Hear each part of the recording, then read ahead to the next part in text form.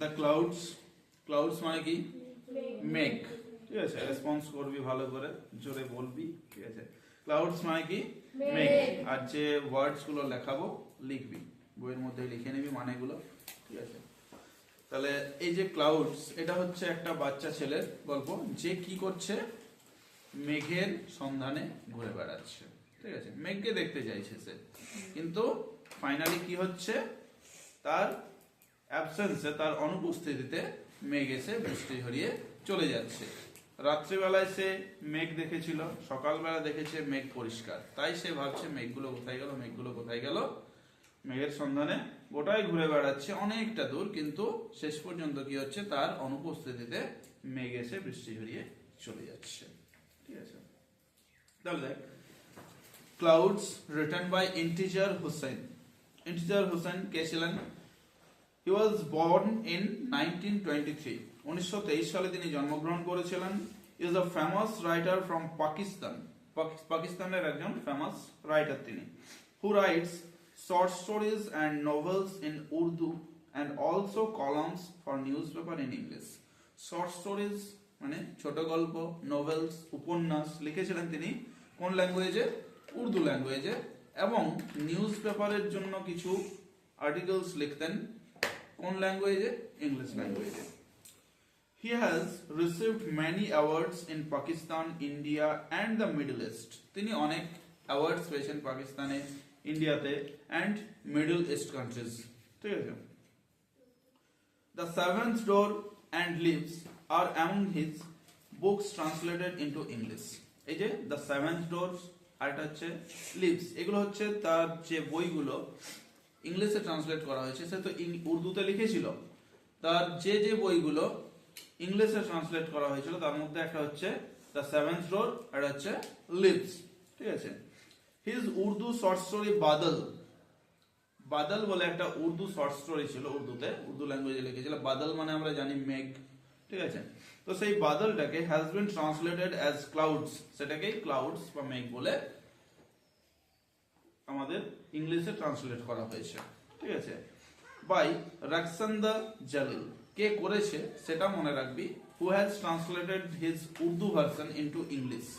তার যে উর্দু ভার্সনটা সেটাকে ইংলিশে কে ট্রান্সলেট করেছেন? রাকসান্দা জালিল। এটা ইম্পর্টেন্ট, ঠিক আছে। The present text is it's edited version. বর্তমান আমাদের যে পাঠ্য সেটাও এটার একটা edited version, not the full version. Full ভার্সনটা দেয়নি, কারণ একটা কমপ্লিট স্টোরি যদি তোদের সিলেবাসে দিয়ে দেয়, সেটা একটা বই যদি হয়ে যায় পুরো, তাহলে ব্যাস তোদের পড়ার দুঃসাধ্য হয়ে দাঁড়াবে সেটা, ঠিক আছে। তাহলে দেখ, এখানে দুটো কোয়েশ্চেন আছে। Which season do you like the most? কোন সিজন বা কোন ঋতু তুমি সবচেয়ে বেশি পছন্দ করো? বল, কার কোনটা পছন্দ? বসন্তকাল। কি জন্য ভালো লাগে?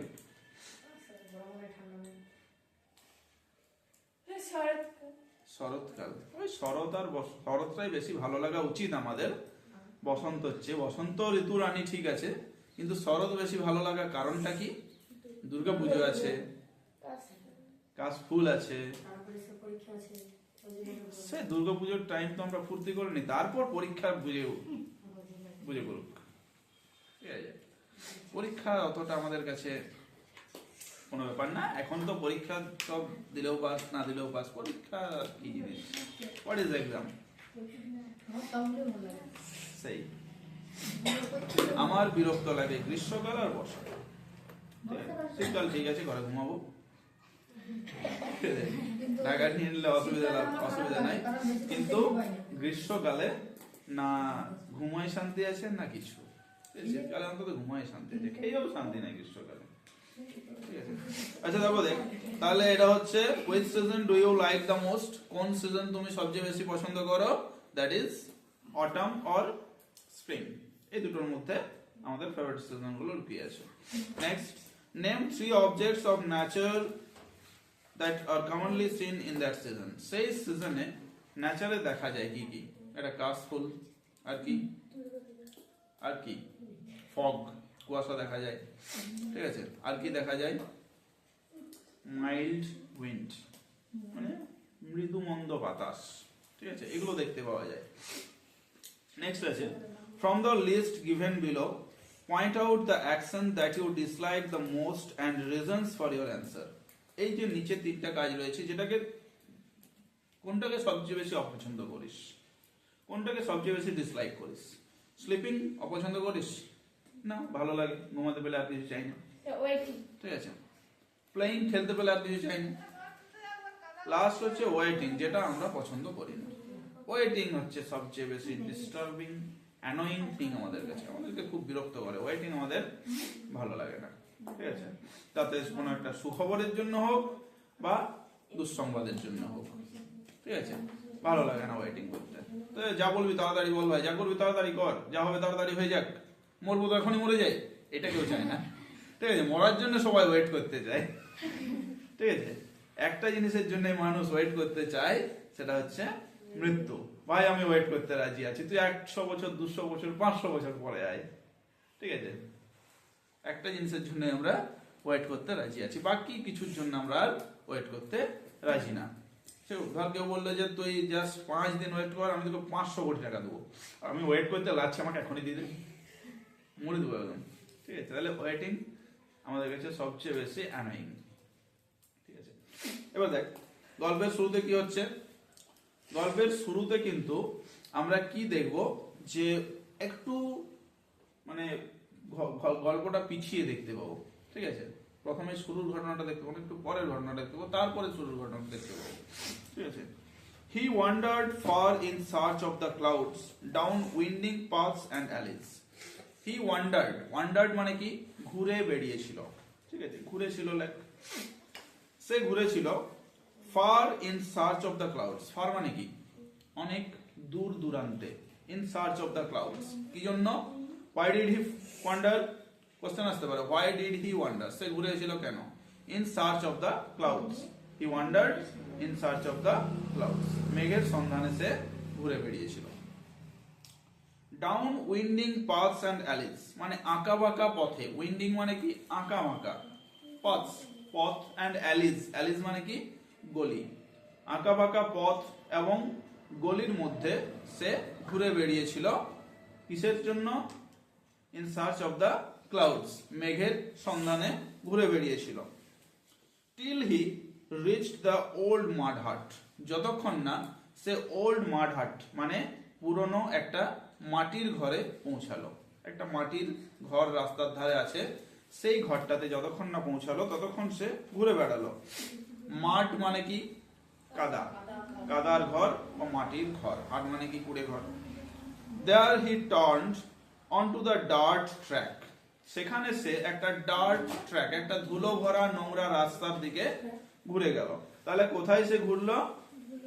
when he reached a mud hut he turned to a dirt track, একটা ধুলো ভরা রাস্তায় ঘুরে গেল একটা মাড হাটে পৌঁছানোর পর। ট্র্যাক মানে কি, পথ, ট্র্যাক মানে হচ্ছে পথ, দেখবি শুনে থাকবি, রেলওয়ে ট্র্যাক মানে রেলপথ। Next, he saw a grass cutter coming from the other direction, সে দেখতে পেল একজন গ্রাস কাটারকে। গ্রাস কাটার কাদেরকে বলা হয়? যারা ঘাস কাটে, ঠিক আছে। ঘাস কাটা একটা ব্যক্তিকে দেখতে পেল ফ্রম দ্য আদার ডিরেকশন, আমি যদি এদিক থেকে যাচ্ছি তো ওই লোকটা ওদিক থেকে আসছে। কি করছিল? A bundle of freshly cut grass balanced on his head, তার মাথার উপরে এক বোঝা পরিষ্কার কাটা ঘাস, ঠিক আছে, একদম ফ্রেশলি ঘাস, একদম টাটকা তাজা ঘাস, সেগুলো তার মাথার উপর নিয়ে আসছে। যদি কোনো একটা গরু দেখতে পেয়ে যায়, ঝাঁপিয়ে একদম বলবে খাবো, ঠিক আছে। আমাদের কাছে যেমন বিরিয়ানি প্রিয়, গরুর কাছে ঘাস প্রিয়, ঠিক আছে। আমাদের কাছে যেমন মুড়ি ভালো লাগে না, ঠিক আছে, রুটি ভালো লাগে না, ঠিক সেরকম গরুর খড় ভালো লাগে না, ঠিক আছে, কিন্তু দায় পড়ে খেতে হয়, ঠিক আছে। আচ্ছা, তাহলে দেখ তার মাথায় কি ছিল? A bundle of freshly cut grass balanced on his head. He stopped the man and asked, সে লোকটাকে থামালো এবং জিজ্ঞাসা করলো। লোকটাকে দেখ কি জিজ্ঞাসা করছে, প্রথম কার সাথে দেখা হচ্ছে? একটা গ্রাস কাটারের সাথে। তার আগে তার মাকে কিন্তু সে জিজ্ঞাসা করেছে, যে ঘটনাটা পরে দেওয়া আছে, ঠিক আছে। এটা গল্পটা ঘুরিয়ে দেওয়া আছে, একটু সিনেমার মতো করে দিয়েছে। আগেই ক্লাইম্যাক্স, তারপর বিগিনিং সিন আসবে, ঠিক আছে?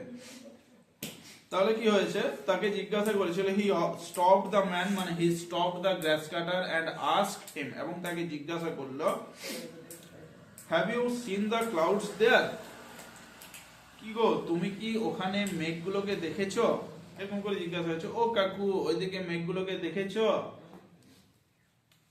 একদম কোন রকম ডিস্টার্বিং কিছু করবি না, ঠিক আছে? তো রাখ, কোন রকম ডিস্টার্বিং কিছু করবে না, ঠিক আছে? সে কি বলছে যে কাকু, এখানে কাকু টাকু কিছু বলে, আমি জাস্ট গল্পের ছলে বলছি, যে তুমি কি ওখানে মেঘগুলোকে দেখেছো? কি বলেছে, have you seen the clouds there, এটা মুখস্থ করে নে, have you seen the clouds there. এটাকে এখন আমরা নারেশনটা চেঞ্জ করে লিখবো, the boy asked the grass cutter if he had seen the clouds there. The boy asked the grass cutter if he had seen the clouds there, যে সে clouds গুলো সেখানে লিখে দেখেছিল কিনা। অ্যান্সার লেখার সময় কিন্তু নারেশনটা চেঞ্জ করে লিখবি, কোটেশনের মধ্যে লিখে দিস না, ঠিক আছে? তবে দেখ, ওই লোকটা আশ্চর্য হয়েছে, ক্লাউডস, দেখ একটু কোশ্চেন করে বলছে, ক্লাউডস, দ্য গ্রাস কাটার ওয়াজ অ্যামাজড, গ্রাস কাটারটা কি হয়েছিল, অ্যামাজড হয়ে গেছিল, মানে আশ্চর্য হয়ে গেছিল, কি সব আলতু ফালতু কোশ্চেনস করছে, as though he had been asked the most peculiar question, যেন তাকে সবচেয়ে বেশি অদ্ভুত প্রশ্নটা করা হয়েছিল। পিকুলিয়ার মানে লাইক অড, অদ্ভুত, অদ্ভুত, স্ট্রেঞ্জ বা অড বা অদ্ভুত প্রশ্নটা যেন তাকে করা হয়েছে, ঠিক সেই রকম ভাবে সে তাকে রিঅ্যাক্ট করছে, ঠিক আছে?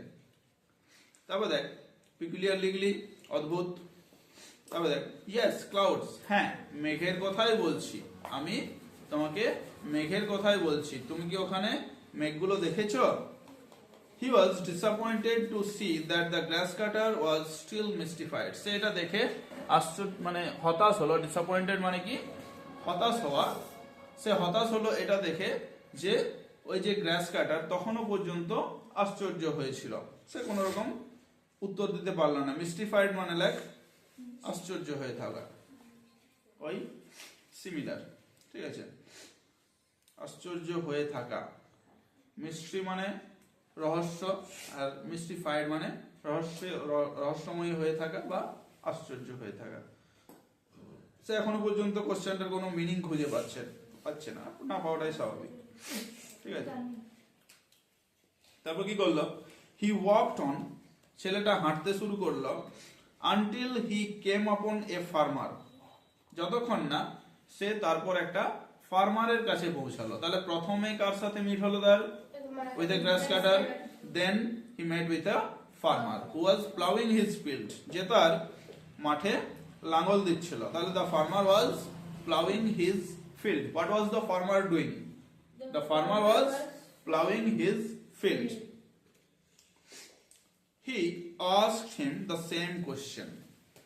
সে তাকে একই কোশ্চেন করলো, ছেলেটা ফার্মারকেও সেম কোশ্চেন করলো। What was the question? Did the clouds come here? মেঘগুলো কি এখানে এসেছিল? ওকে বলেছিল যে ওদিকে কি মেঘগুলো গিয়েছিল, আর একে বলছে এদিকে কি মেঘগুলো এসেছিল, ঠিক আছে? Did the clouds come here? এখানে কি মেঘগুলো এসেছিল? The farmer too could not make sense of the question. ফার্মারও কিন্তু ওই কোশ্চেনের কোনো অর্থ বের করতে পারলো না। সেন্স মানে কি, মিনিং, অর্থ। তাহলে could not make sense, অর্থ বের করতে পারলো না বা অর্থ তৈরি করতে পারলো না, অফ দ্য কোশ্চেন, ওই প্রশ্নটির কোনো অর্থ বের করতে পারলো না ফার্মারও, ঠিক আছে? সেও আশ্চর্য হয়ে রয়ে গেল, মিস্টিফাইড রয়ে গেল। ক্লাউডস, হি আস্কড, সে জিজ্ঞাসা করছে, মেঘ, মেঘ কি করে আসবে এখানে, ঠিক আছে? ইয়েস ক্লাউডস, হ্যাঁ মেঘের কথাই বলছি আমি। He was asking after the clouds like a man who has lost a child and asked wayfarers if they had seen a child wandering. সে মেঘের পিছনে এমন ভাবে ঘুরে বেড়াচ্ছে, এমন ভাবে তার খোঁজ করছে, যেন একজন ব্যক্তি তার কোন একটা বাচ্চাকে হারিয়ে ফেলেছে, একটা সন্তান হারিয়ে ফেলেছে, বাচ্চা হারিয়ে ফেলেছে, মানে মেঘটাকে এমন খুঁজে বেড়াচ্ছে যেন সে একটা ছোট্ট বাচ্চাকে খুঁজে বেড়াচ্ছে, ঠিক আছে? মানুষ খোঁজার মতো মেঘকে খুঁজে বেড়াচ্ছে সে, এবং জিজ্ঞাসা করছে সবাইকে যে তারা কেউ ওখানে মেঘটাকে ঘুরে বেড়াতে দেখেছে কিনা। ওয়ান্ডারিং মানে কি? ঘুরে বেড়ানো। আর ওয়েফারার্স মানে লিখবি পথচারী। ওয়েফারার্স মানেটা লিখবি পথচারী।